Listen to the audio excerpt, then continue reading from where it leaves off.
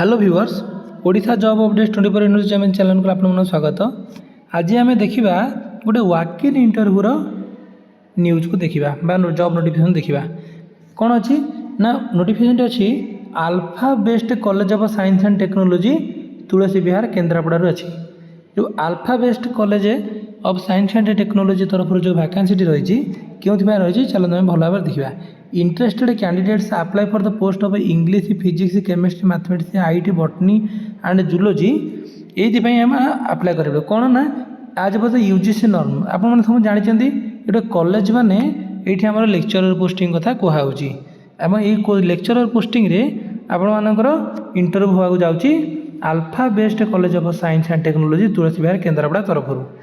अच्छा क्वालिफिकेशन कौन रहा आज फॉर यूजीसी नॉर्म रे क्वालिफिकेशन कौन थाए यूजीसी नॉर्म में थाए पीजी ता सहित बीएड ता सहित नेट ये सब जिनस थाए किंतु जेहेतु यह एक प्राइवेट इंस्टीट्यूशन तेणुक एठारे लेखागले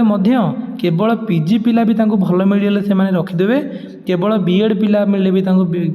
पीजी सहित बीएड करते भल और पीजी बीएड सहित नेट क्वालिफाई करते से प्रिफरेन्स दे पारती आहरी प्रिफरेन्स देवे केतेबेले जदि आपण मानकर कोठी टीचिंग एक्सपीरियंस अच्छे तो आपको अग्राधिकार दिज्व तेणुक से टैलेंट को देखिए से जॉबटा देवे आपण मानक इंटरव्यू परफॉर्मेंस डिपेंड करेंगे आपंकर जॉब हम कि न हो।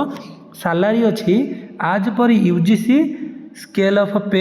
And purse UGC scale of में माने बहुत भल सैलरी बहुत बढ़िया माने सैलरी आपण मानक मिल गोटे गवर्नमेंट रे जेमिति जन लेक्चरर पाउछन सैलरी आपण मानक सेई टाइप रो सैलरी मिल। आउ कौन कौन पोस्ट बाहर अच्छी marketing officer 30 marketing officer post बाहर 30 बाहर क्वालिफिकेशन लिखी graduate in any discipline MBA will be preferred. Marketing officer आपण माने जेकोसी इंजीनियरिंग हो कि +3 हो आप ग्रेजुएट होता दरकार जदि आप एमबीए करिसेंती ताले आपन को प्रिफरेन्स दिज्व। तेबे आउ कौन कौन पोस्ट बाहर चलन देखा ना आउ आमर पोस्ट बाहर देखो आउ कौन पोस्ट बाहर receptionist peon gardeners and hostel superintendent for boys and girls hostel एत सब पोस्ट बाहर रिसेप्शनिस्ट बाहर पियन बाहर गार्डनर बाहर हॉस्टल सुपरटेडेंट बाहर ताले बहुत गुड़े पोस्ट आमर ये बाहर।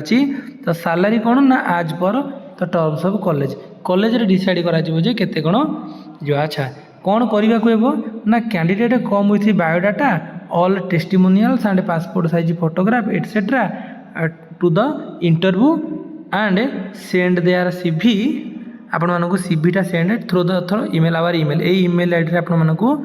सीवीटा पठाइदेवा पड़ो आपण मैंने जो मैंने ए चाकरी अप्लाई कर तो बहुत गुड़े चाकरी बाहर लेक्चरर चाकरी बाहर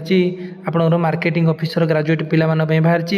रिसेप्शनिस्ट पियन्स गार्डनर्स एंड हॉस्टल सुपरटेडेंट बहुत गुड़े पोस्ट बाहर